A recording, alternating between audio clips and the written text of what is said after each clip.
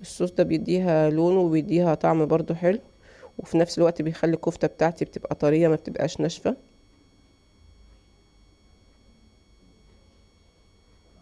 هدهنها بقى كلها كده بالصوص،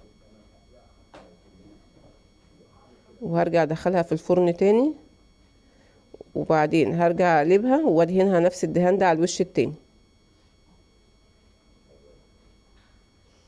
هي كده بعد ما خرجت من الفرن بقت بالشكل ده.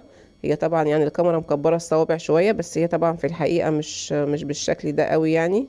هي كانت اقل من كده بشويه. هي كده بقى شكلها الطبيعي زي ما انتم شايفين كده، بقت بالشكل ده. وطبعا مش عايزه اقول لكم على الطعم وعلى الريحه، كانت في منتهى الجمال. اهم حاجه بقى ما تنسوش اللايك والشير وسبسكرايب للقناه وكومنت حلو كده ليكم يشجعنا. احلى عيله واحلى ناس، ربنا يخليكم يا رب.